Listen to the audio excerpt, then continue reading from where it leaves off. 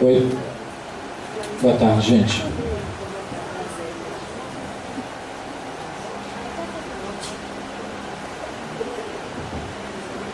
Boa tarde a todos. Tem muita gente que não participou na parte da manhã aqui. Sim. Quantas pessoas... Queria que levantasse a mão, só quem não veio de manhã, por favor. Então tá.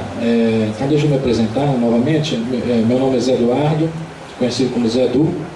Eu sou professor do Colégio Técnico da UFMG, aqui da UFMG, professor de artes visuais.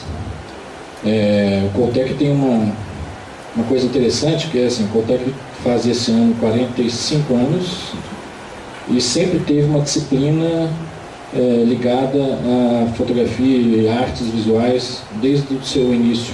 Existia uma disciplina, existia fotografia e depois comigo há 22 anos, estou ficando velho,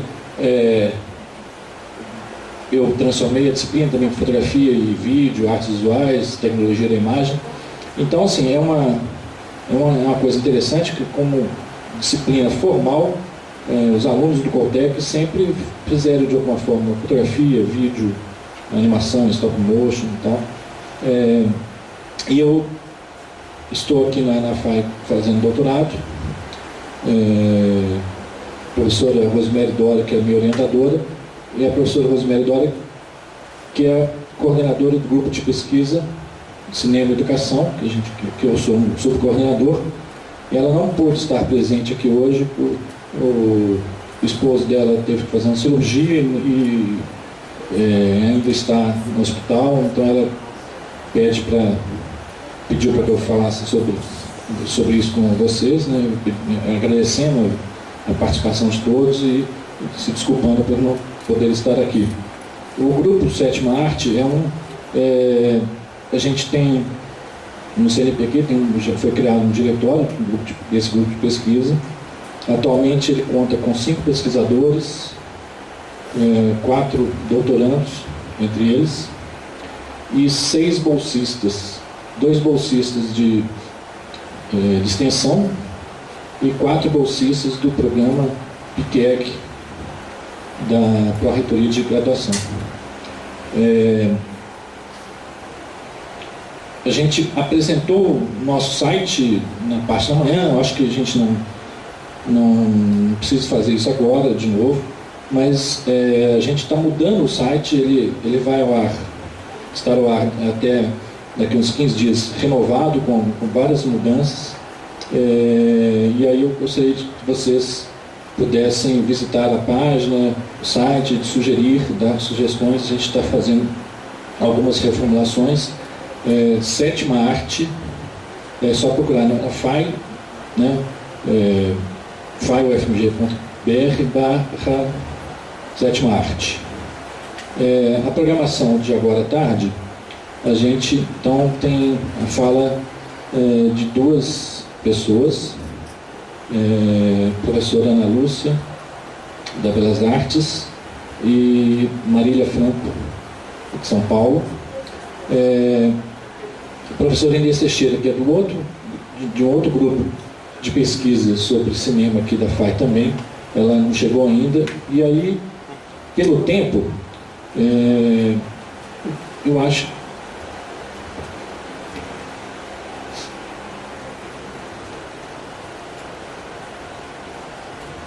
Oi? Jaqueline Gramont? Ah, tá. Está aqui também?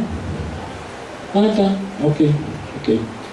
Então, a gente pode começar?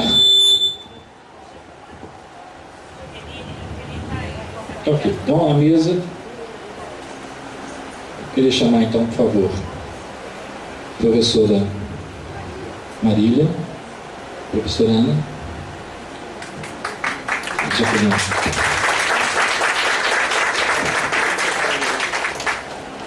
Pode. A gente está pensando em uma apresentação entre 30 e 40 minutos, se for possível, para dar tempo que as pessoas possam também participar depois do debate. Eu posso estar... A professora Lúcia precisa sair mais às 17, então podia começar, podia uma inversão de pauta aqui, digamos assim. Pode ser?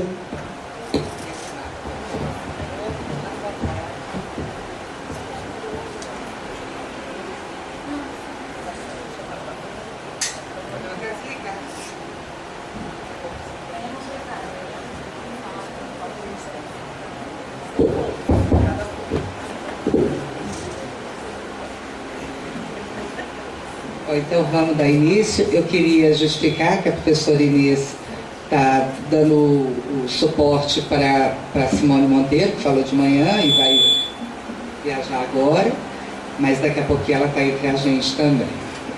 E, então, passo a palavra.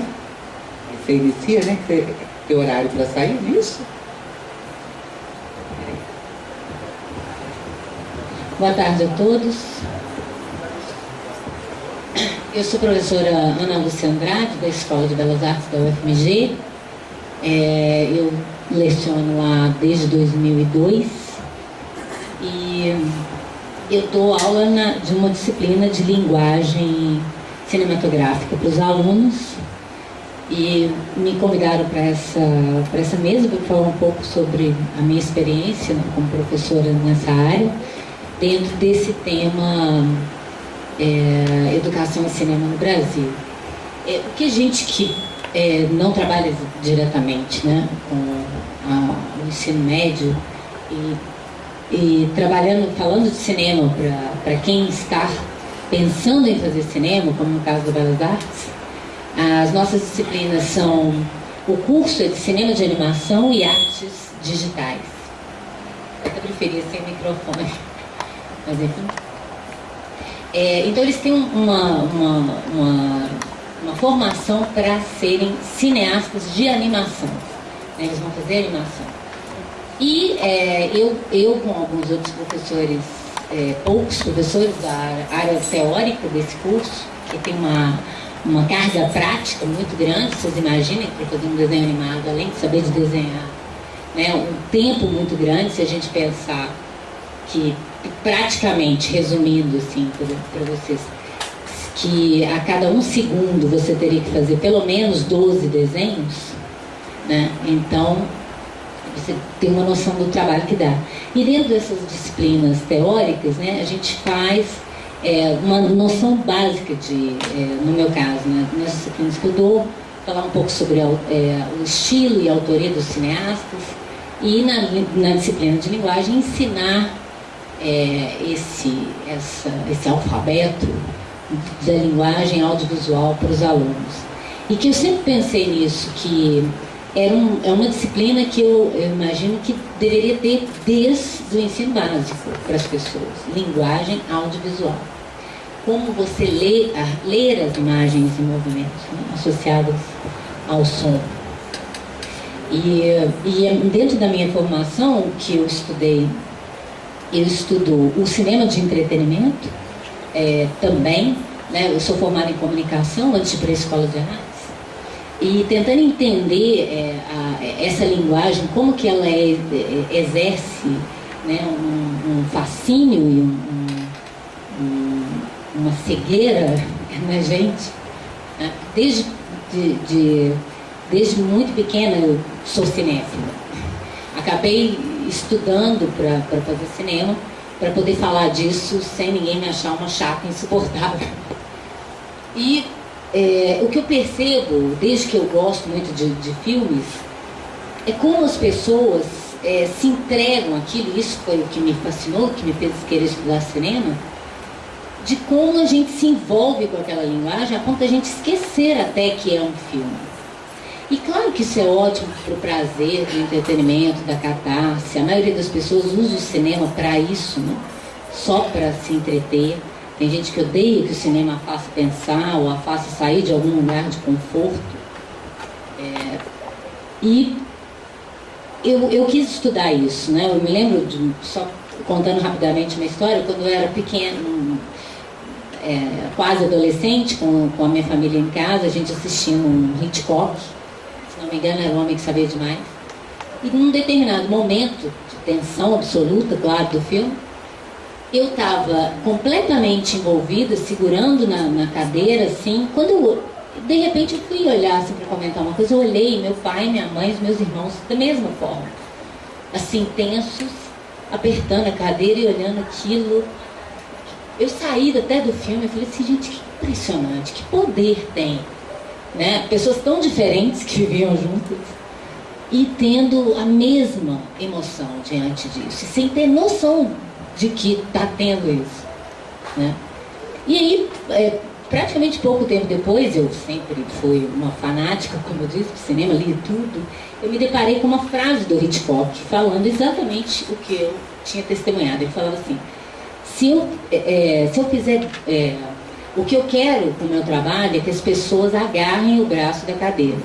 E se eu fizer muito bem o meu trabalho, as pessoas vão esquecer que a cadeira tem braço. Essa frase nunca mais saiu da minha cabeça e isso foi um mote para eu estudar mesmo. Para o meu mestrado, inclusive, porque como eu via muito filme, né?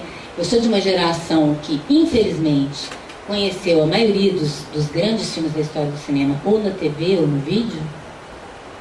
Mas, felizmente, numa época em que na TV se passava coisa boa, né, eu assisti todos os grandes clássicos de madrugada na TV e tal. E eu comecei a estudar, que era o motivo do meu mestrado, ligando o cinema, a ideia de arte que eu fui fazendo na Escola de Belas Artes e a comunicação, estudando a metalinguagem do cinema, como o cinema falava do próprio cinema. E uma das coisas que me intrigou e que era a hipótese da minha dissertação desde o início, era como que, dependendo do que o Merkel vai chamar de bagagem intertextual, bagagem imagética, aquela enciclopédia que você já carrega de outras coisas que você já viu, já viveu, de tudo na vida, que dependendo dessa bagagem, né, desse inventário imagético, as pessoas teriam uma leitura ou mais profunda ou menos profunda de tudo. E no caso do que eu estava estudando em cinema. Então eu falava, além de, voltando, tentando conciliar dentro dessa fala, essa minha trajetória com essa ideia do cinema e educação, eu pensava, além de aprender a linguagem audiovisual, as pessoas precisam ser estimuladas a ampliar esse inventário imagético. Porque quanto mais você sabe, tem referências das coisas, obviamente a leitura é muito mais enriquecedora. Tem filmes que as pessoas não conseguem ter acesso, elas olham, não entendem, e não é explicar o filme para a pessoa, mas se a pessoa domina bem a linguagem, se ela entende que o cinema como arte é mais até do que só entretenimento, porque as pessoas esperam do cinema só isso. Se ele não te oferece nada muito mastigado, muito fácil de entender, que te leva a segurar esse braço da cadeira, a ponto de você sair de lá e falar se gostou ou não do que você viu, você não se interessa muito, né? As pessoas se esquecem de que o cinema é arte também, uma forma de um artista se expressar. E que não existe uma única forma de expressão, como Hollywood às vezes faz a gente acreditar. Que todos os filmes parecem os mesmos, com as mesmas fórmulas, né? E uma das coisas que eu descobri estudando cinema, e que às vezes nos primeiros dias de aula, quando eu começo a já ensinar algumas coisas, mostrar o que está por trás da linguagem para os alunos, o que você pode ver nas entrelinhas ou apreciar melhor do filme quando você percebe os mecanismos da linguagem. Alguns falam assim, professora, eu nunca mais vou conseguir ver um filme numa boa, agora eu vou sempre prestar atenção nisso, vai me tirar o prazer de ver o filme. Eu falei, se isso acontecesse, eu não teria estudado cinema. Porque eu não queria perder isso, eu queria entender isso, mas eu não queria perder esse prazer. Então, obviamente, né, às vezes as pessoas, os meus amigos que não estudam cinema, né, não levam o cinema da mesma maneira que eu, ficam falando, nossa, para você deve ser um saco, você está trabalhando o tempo todo, você fica assistindo um filme e prestando atenção no plano, na linguagem. É claro que você não consegue não prestar atenção, mas é óbvio que em alguns momentos eu também embarco. Né? E claro, depende do meu interesse naquela obra, né? Depende se eu tiver que escrever uma crítica sobre aquele filme, obviamente eu vou ver ele muito diferente do que se eu visse de uma outra forma, né? Se eu tiver que fazer um trabalho, provavelmente eu não vou ver nem no cinema. Eu tentar ver várias e várias vezes para analisar melhor. Mas esse prazer não se perde e, pelo contrário, ele é estimulado, uma coisa que o Aristóteles falava, que é o prazer estético. De que você está diante de uma obra, você se emociona com essa obra, você ainda consegue se racionalizar em cima, né? Consegue intelectualizar em cima daquela emoção e perceber, inclusive, algumas informações que não estavam tão claras, né? Que é aquilo que eu estou chamando que fica nas entrelinhas, né? A maioria dos filmes não é sobre aquilo que a história está contando. E a maioria das pessoas só veem aquilo que a história está contando num primeiro nível de leitura, que é uma das coisas que Humberto Eco fala também. Quanto mais interesse você tem, quanto mais informação você tem, você vai adentrando mais e mais níveis de leitura. É óbvio que isso também é uma experiência que pode ser estimulada, como eu disse. Então, a minha ideia, quando eu dou essas aulas para os alunos aqui, não é que eles saibam só diferenciar que tipo de plano, como é que a montagem se dá, que aqui tem uma sombra usada de forma significativa. Não é só isso. Mas é que isso, esse estímulo de ver além daquilo que o filme está me dando, que eu consiga refletir sobre quaisquer outras coisas. Quando a gente percebe, eu ia trazer, mas eu acho que dá para eu narrar para vocês, apesar de audiovisual narrado, é estranho. Mas dá para eu contar, porque é um trecho de um documentário do Hitchcock, só para vocês entenderem que, para quem talvez não é exatamente da área, né, da linguagem do cinema, como é importante a gente perceber os próprios cortes do filme. A gente vê um filme e não fica pensando, né? Olha, o cara andou até ali, corta, agora ele está na rua, cortou, agora ele está em casa, cortou, agora é a mão dele, cortou. Ninguém assiste um filme assim, né? Claro. Às vezes eu tenho que analisar um filme, tenho que dividir quantos planos teria filme, observando. Eu pulo um plano, porque a gente acaba se envolvendo de outras maneiras. Mas acontece que o corte, principalmente na linguagem mais clássica do cinema de entretenimento, mais convencional, que a maioria das pessoas está acostumado, esse corte ele é feito para você nem perceber que ele se deu, né? Uma pessoa fala assim, eu vou para Paris amanhã. Corta e ela está em Paris. E ninguém pensa, como isso se deu? Como que aconteceu isso? Ninguém. Eu imagino que isso, talvez em 1894, as pessoas ficassem apavoradas de ver aquilo. Elas mal tinham visto imagens em movimento. Quanto mais essas coisas fora do real acontecendo. Porque se a gente for pensar, a linguagem do cinema ela é muito surreal, né? Ela parece um sonho, né? Você está aqui conversando, aí você lembra de uma coisa, vai para aquele passado, volta, enfim.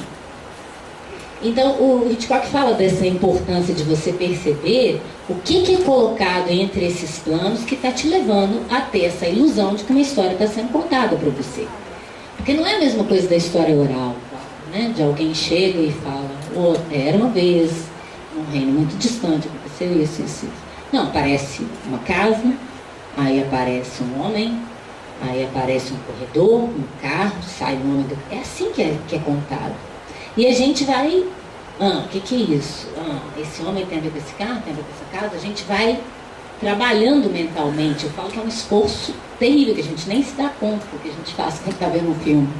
De tentar, claro que alguém já fez a parte, o grosso, que está te conduzindo para não perceber nada diferente do que aquela história está querendo que você perceba. No caso, claro, lembrando os filmes de entretenimento que as pessoas estão mais acostumadas, né? Claro que vai existir filmes que têm um outro tipo de intenção e que vai provocar no espectador uma outra relação, mas nesse filme, só para a gente ter uma noção, que é o que a maioria das pessoas está acostumada.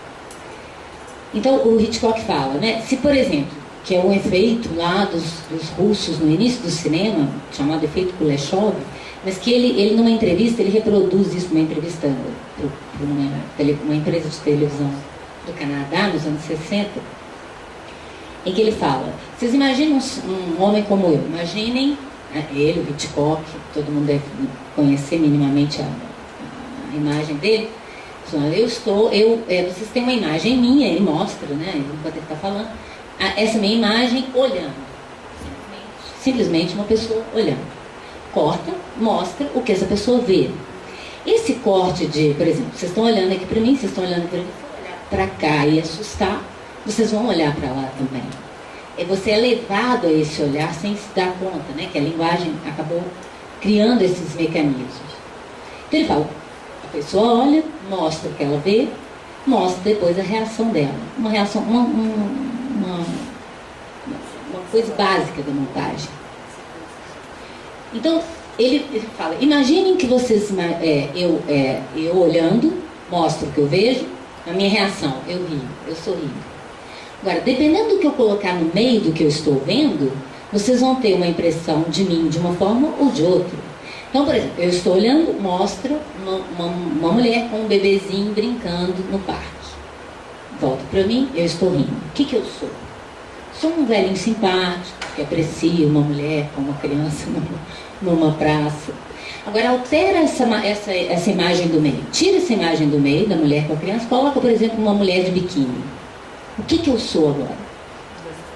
O mesmo exame, a mesma imagem. Ele olha a mulher de biquíni, ele sorri. Ele é um velho tarado, segundo ele, nas palavras dele. Então, esse efeito que a montagem tem sobre a gente, de fazer a gente imaginar coisas, né? Se a gente está atento a isso, eu acho que isso é importante para qualquer coisa. Eu estou dando um exemplo só da montagem mais básica que está em qualquer filme que a gente assiste, que a gente nem se percebe. E eu acho que isso ajuda em tudo, numa percepção crítica, né?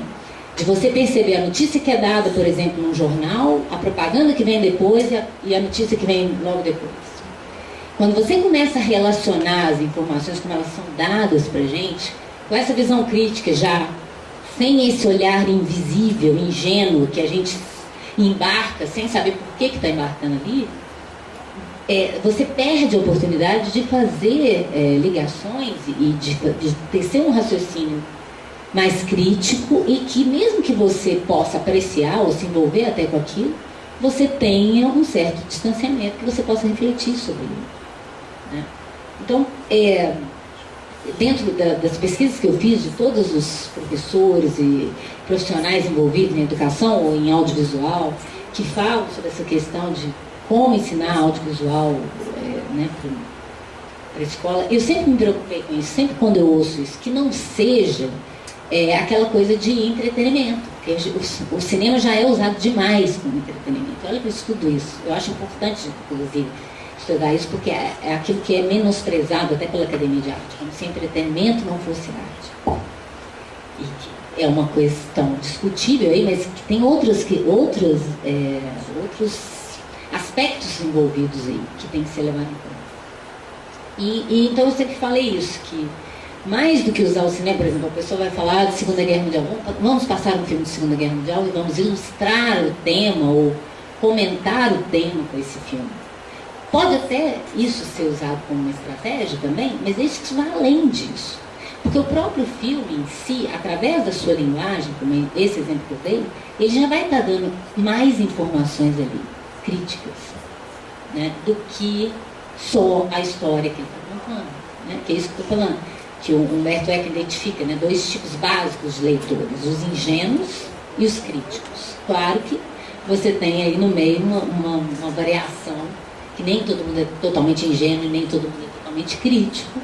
Em algum momento você é ingênuo a alguma coisa e crítico a outra, independente do tipo de espectador que você seja, de leitor, que ele chama para qualquer tipo de obra de arte.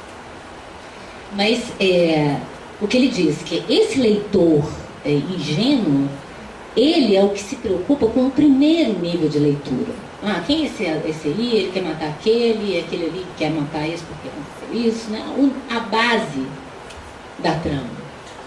O leitor crítico é o que pode, por exemplo, estar interessado em como aquilo está acontecendo, como eu disse, querer desvendar como esse sujeito está me fazendo envolver tanto nessa história, ou o que ele quer dizer exatamente com essa história.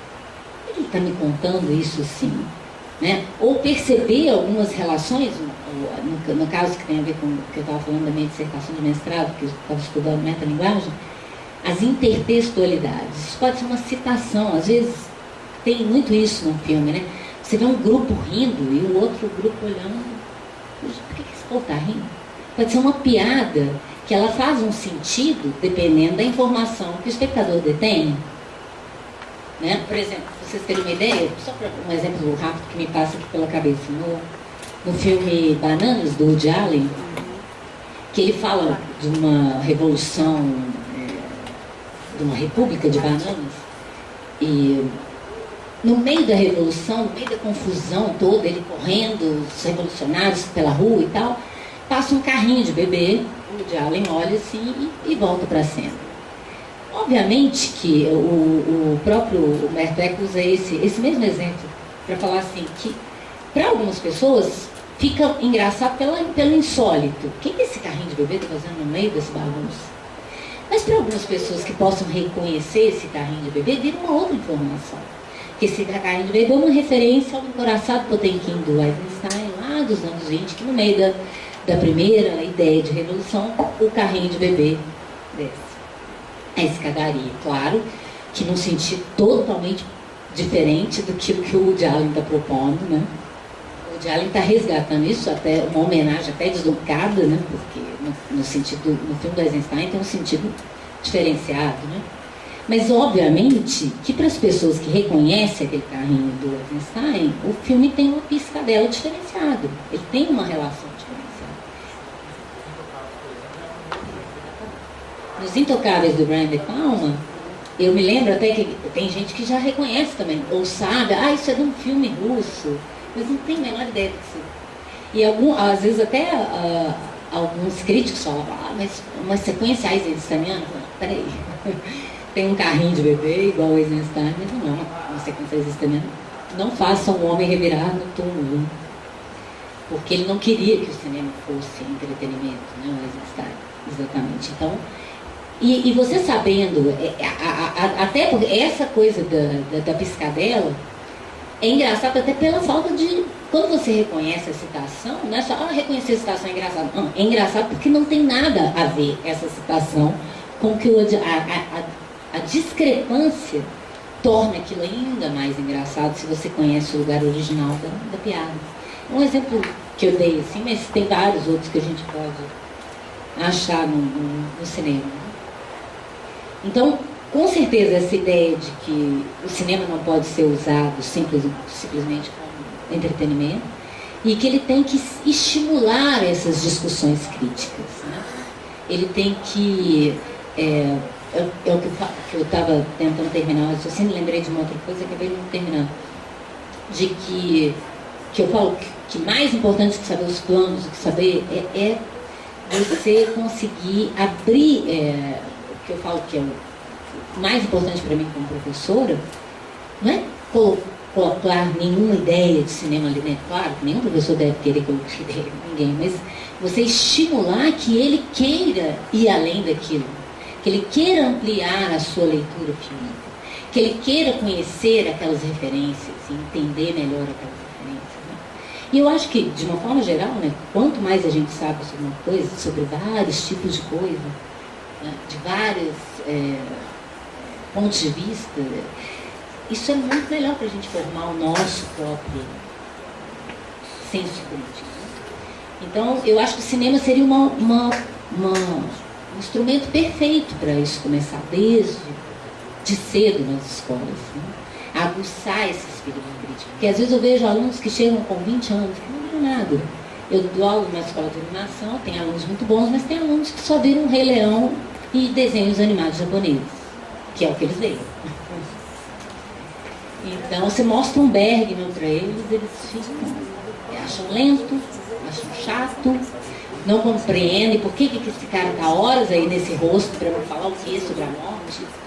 Então é difícil. Então, eu acho que quando eles começam a ser treinados pela linguagem audiovisual, quando eles começam a entender a intenção da duração de um plano, ou o que tem por trás dele, por que ele está associando essa imagem com aquela e tal, no final eles já começam a ver o Bergman. Não, professora, eu vi até o final, foi difícil, cochilei, mas eu assisti até o final, achei até bonito e tal, quero ver mais para ver se eu gosto.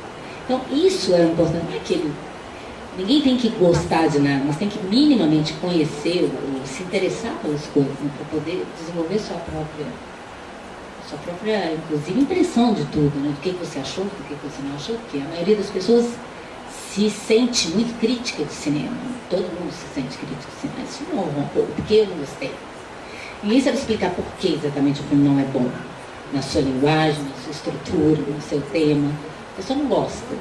Né? Todo mundo tem isso. E eu acho que, eu até brinco com isso, que eu tenho muitos alunos que têm blogs de cinema, e eles escrevem, às vezes me mandam, professor, você achou da minha crítica? Eu falei, não achei exatamente uma crítica, é a sua opinião sobre o filme. Você falou o que você gostou do filme, o que você não gostou no filme. Não é exatamente uma crítica. Então, no dia que você escrever uma crítica, analisando o filme nos seus aspectos positivos e negativos dentro daquilo que ele está se propondo, né? Porque você não vai, por exemplo, eu falo sempre com eles, vocês não podem exigir de velocidade máxima, só por um nome, mesmo que ninguém tenha visto o filme, não dá para entender o tipo de filme que é. Vocês não vão esperar desse filme a profundidade de um Bergman, a introspecção. Não é a intenção desse filme, né? Então, para esses que querem ser críticos e tal, dentro do cinema de ação, de entretenimento, de aventura, ele vai levando. Claro que se esse filme de entretenimento for além disso, que aí já é até do que foi o meu doutorado, de tentar entender um entretenimento que proporcione o maior número possível de leituras, a ponto do filme se tornar um entretenimento, digamos, de maior qualidade, que seria o ideal, que é o que eu tento estimular eles a fazer isso. Não, eu não tenho nada contra o entretenimento, mas ele não pode ser só esse escapismo, né? Ele pode conter nessas entrelinhas um texto, um subtexto mais interessante. Toda história tem um subtexto interessante, toda piada, toda fábula, né? Você pega qualquer... Eles já falaram, inclusive, daquele filme Vida de Inseto, aquele filme de animação, que ele faz uma brincadeira às avessas com a questão dos americanos com os mexicanos, que eu não sei se vocês lembram, que tem as formigas que estão trabalhando, azuis, e tem as baratas, cucarachas, que na verdade são gafanhotos, mas que roubam a comida dos pobres azuis. Olha como ele inverte as coisas. E aí ele começa a fazer uma crítica sobre a questão dos imperialistas nos países subdesenvolvidos.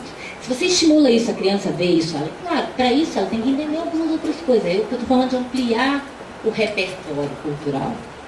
Não adianta ensinar a linguagem, ensinar o cinema, se continua também a pessoa com um repertório tão estreito que ela não consegue ver além. E, obviamente, que tem que estimular também essa percepção e isso a partir do contexto social e cultural das crianças de determinados lugares. Por isso que é importante estimular esse próprio pensamento crítico e essa visão dos professores, antes dos episódios, né? Então, para isso se tornar uma onda de transmissão de conhecimento de uma forma geral, né? Discutir as coisas que estão lá.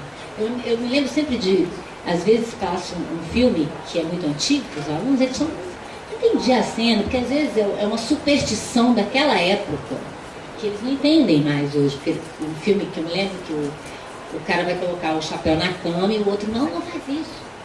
E eles não entenderam o que eu disse. Eu falei, também não vivi isso, mas pela impressão que dá, deve ser uma superstição de que não pode colocar o chapéu na cama, né? Pelo que o filme disse, né? Então, essa própria pergunta, o que será e tal, isso, de investigar, isso é um exemplo mínimo de como que isso pode ser ampliado, né? Porque em tudo. Há um tempo atrás, em 95, antes de existir essa quantidade de filmes disponíveis hoje que a gente tem, né? Há um toque de internet. Em 95, quando o Tim Burton fez o filme Ed Wood, sobre o pior cineasta de todos os tempos, ele estimulou a curiosidade de pessoas no mundo inteiro a conhecer quem era o Ed Wood. Isso é muito interessante, né? Uma figura que ganhou um título dúbio estranho, o pior de todos os tempos, que você quer minimamente conhecer, né? Quem será esse sujeito? Ele é muito interessante, inclusive. Ele não é tão ruim assim, eu já vi coisas muito piores. Ele pelo menos é muito criativo, né? Ele não tinha dinheiro, não tinha como fazer e queria se expressar como autor, numa coisa que ele defendia. E fez o filme do jeito que ele pôde fazer. Tecnicamente é terrível mesmo, mas é muito interessante. Então eu falo sempre isso, como que o filme estimula a ir atrás de outras coisas, né? Esse sujeito que viveu em 55, 40 anos antes do filme do Tim Burton, né? Que vivia num submundo, porque Hollywood nos anos 50 ignorava solenemente qualquer tentativa de cinema independente. Todo mundo tinha que passar pelo estúdio, né? Por uma grande companhia. E tinha um louco, bissexual, drogadito, travesti, maluco, que acreditava nisso e que queria fazer um filme sobre isso numa época em que não se falava sobre isso, né? Então, isso é muito curioso, né? Esse resgate que um filme dá por causa disso. Então, eu acho que não se pode subestimar o poder que um filme pode ter de várias e várias camadas de leitura e de ampliar de a partir de um filme você conseguir ampliar vários horizontes, não só o cinematográfico. Bom, era isso que eu tinha falado.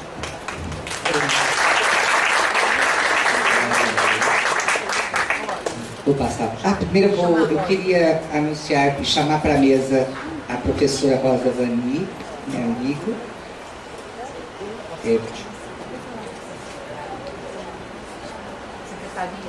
Ela está representando a Secretaria Municipal de Educação.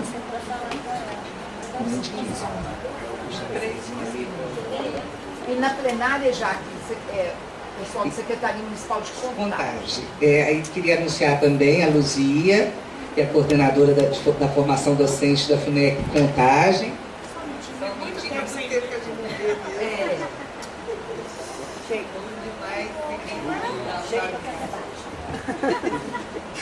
Calma, que agora você vai falar com a primeira mulher que Vou falar com a Marília, que você vai se organizar para você.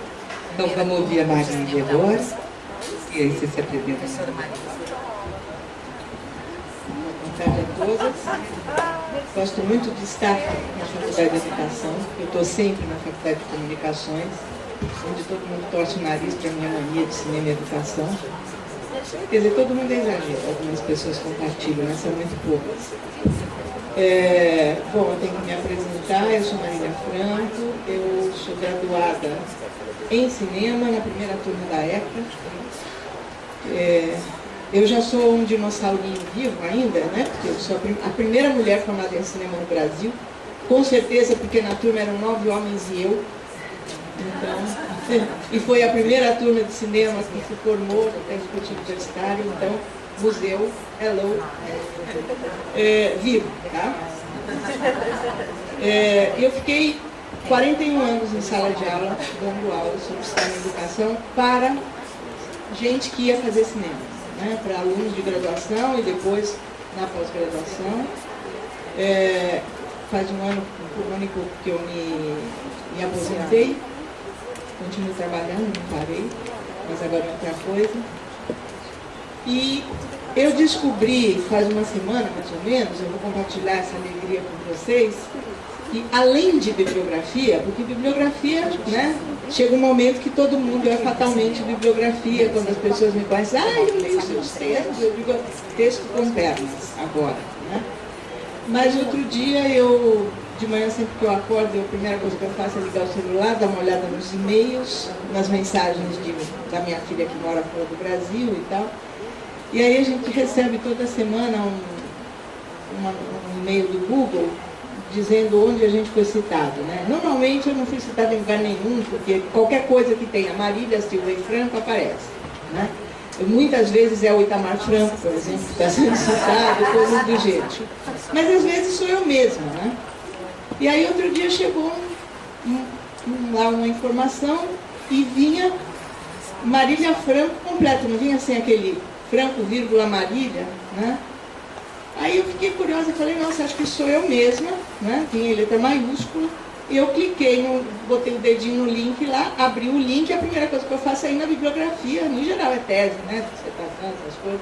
A gente, a bibliografia na academia mesmo, né?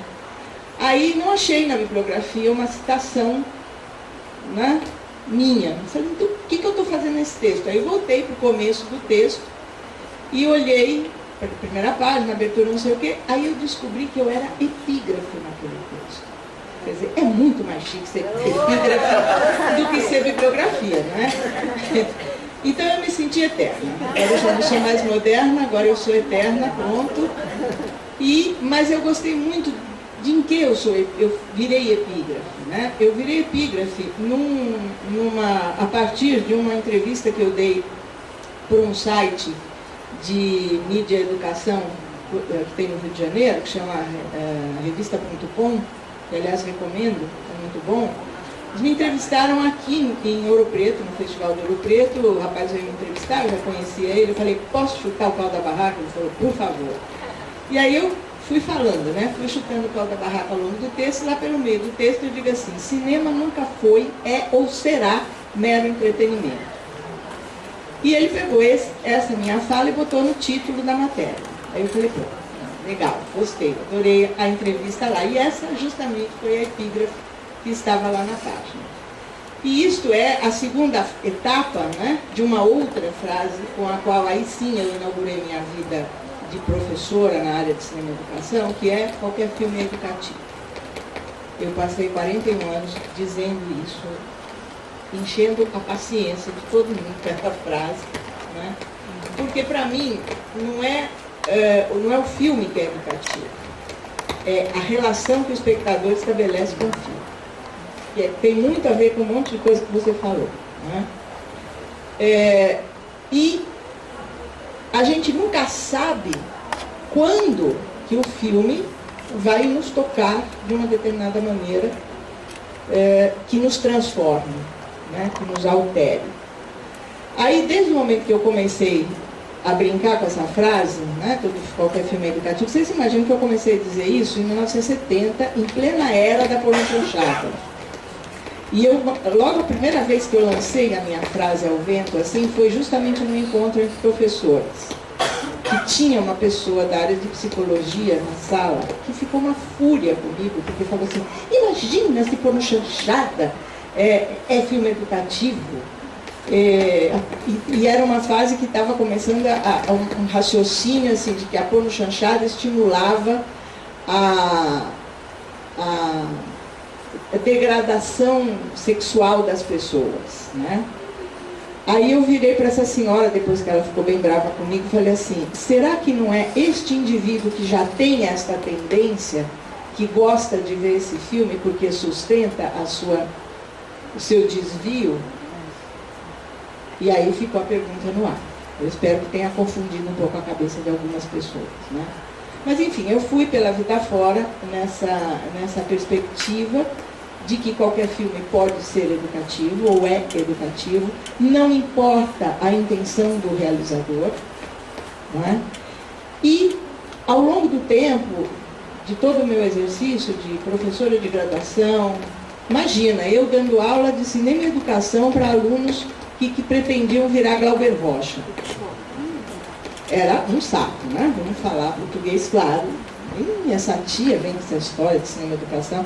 Eu já sabia, não tinha importância e tal, mas o mais gostoso era depois de 3, 4 anos que eles terminavam o curso, um dia voltavam lá na minha sala e diziam assim, sabe, professora, é que eu estou trabalhando com uma coisa aí de educação, lembrei muito das suas aulas. Eu disse, tá bom, então tá, senta aí, vamos conversar.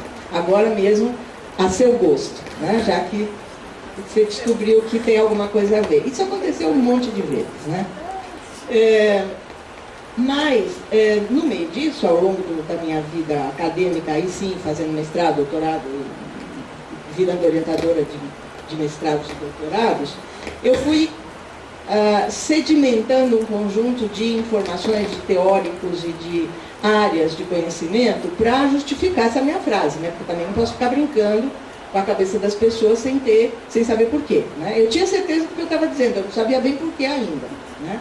Aí o primeiro estudo que eu fiz foi de Jean Piaget, na Faculdade de Educação, lá na USP, e aí eu descobri as teorias de desenvolvimento cognitivo do Piaget, e aí que eu fui entender o que era essa educação que eu entendia que existia, né? Que é, a gente não sabe em que momento um determinado filme, longa, curta, média, e agora, programa de televisão, filmezinho de animação, novela das 8, das 7, das 6, malhação da vida, etc., né?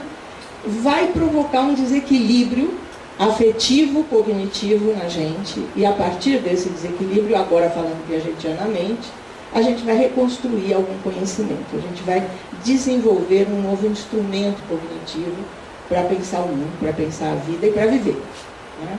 Então, Piaget, antes até do Piaget, porque foi um curso que eu fiz antes ainda de entrar na pós-graduação, eu tive o ano de 71, eu fiquei meio no limbo, porque ainda não tinha o curso de pós na ECA, então eu andei fazendo umas disciplinas assim meio voando, e eu fiz uma disciplina de Gestalt. E aí foi o outro momento importantíssimo, que é entender como funciona o mecanismo perceptivo sensorial da gente, sensorial perceptivo da gente. E o que ele faz, né, com a nossa fisiologia, né? Então, juntando Piaget e Gestalt, eu constitui uma base de conhecimento do cinema, né, para trabalhar essa ideia de qualquer filme pode ser educativo, né, ou de repente é educativo. E aí fui caminhando vida fora, né, e o mundo foi se modificando na relação com o audiovisual. E esse é o momento em que nós estamos agora, em que nós já temos na escola uma geração que não é cinematográfica. É uma geração audiovisual interativa. Isto é uma encrenca muito mais complicada do que lá em 1967, quando eu entrei no curso de cinema e já queria trabalhar com cinema e educação. Porque eu já me sentia efeito da minha cultura cinematográfica, que eu tive a oportunidade de desenvolver ao longo da minha vida até chegar no curso de comunicação. Agora eu vou fazer um corte, né? Aproveitando o estímulo da conversa dela, eu vou fazer um corte radical aqui para a gente entender realmente o que isso quer dizer. O que sedimenta na nossa cultura pessoal, não é? Contra tudo e contra todos, um contato denso com o audiovisual. Existe um festival de cinema muito importante em Cuba, que foi criado em 1979, e é um festival onde passam filmes e programas de televisão de toda a América Latina, é uma vitrine do cinema latino-americano do ano, né? E a esse festival acorrem diretores de festivais, críticos de cinema, professores, realizadores, né, do mundo todo, para tomar conhecimento, enfim, ficar em dia com a última produção latino-americana. Esse festival tem uma importância muito grande dentro de Cuba, porque o cubano tem uma cultura cinematográfica muito cultivada a partir da Revolução Cubana, né? O primeiro movimento cultural da Revolução Cubana, a Revolução estourou, ou foi olha a mania, a Revolução estourou, isso é coisa de brasileiro, não esquece. A Revolução foi vitoriosa em dezembro de 59, em março de 1960, o governo cubano criou o Instituto Cubano de Arte e Indústria Cinematográfica, que é a empresa de produção cinematográfica de Cuba, dando uma importância muito grande, portanto, ao cinema como uma atividade cultural do novo Estado cubano. E ao mesmo tempo que se criou esse instituto, dentro dele já se pensou numa educação cinematográfica da população cubana. Aí a educação cinematográfica já pensando em escola mesmo. Tanto que, alguns anos depois, mais precisamente, em 1988, né, Maria Alva? No próprio ICAIC, a partir de um funcionário do próprio ICAIC, veio a iniciativa de criar uma instituição chamada Unial, Universo... 28 anos esse ano agora. A Unial. Então foi isso. Eu estava lá também, eu sou membro fundador desse negócio aí. Em 1988, portanto, o Pablo Ramos, nosso querido amigo, meu de Marialva, que já faleceu, criou a Unial, que é uma instituição dentro do ICAIC para discutir o desenvolvimento do cinema para crianças em toda a América Latina. Né? Então, só para vocês terem uma ideia da importância que teve o cinema na formação do povo cubano dentro da nova realidade sociopolítica cubana. E aí, uma das coisas, e eu morei lá quase 2 anos, e eu pude perceber o que significou essa educação. Significou um conhecimento de cinema, da história do cinema, muito aprofundado, né? Porque tinha muito programa de televisão, de cinema. Eu me lembro quando eu morava lá, eu adorava no domingo assistir um programa chamado Tanda de Domingo, em que eles passavam 2 longas, um depois do outro, só que nada assim passar, que nem a gente assiste aí na segunda-feira de porrada da vida na Globo e tal, né? Era, antes do filme, vinha um crítico de cinema e explicava todo o filme, explicava quem era o diretor, qual era a estética daquele filme, onde ele estava colocado como estética, como história, dentro da história do cinema e tal. E não era só filme cabeça, não era só filme de arte, essa coisa toda. Só para vocês terem uma ideia, Wall Street eu assisti na televisão cubana, quando eu morava lá. Wall Street, aquele filme, né? Exatamente. E muitos outros. O bacana de ver filme lá era que eu via filme do mundo inteiro, eu não via só filme americano como a gente vê na televisão no cinema brasileiro, né? Nos cinemas no Brasil, não no cinema brasileiro.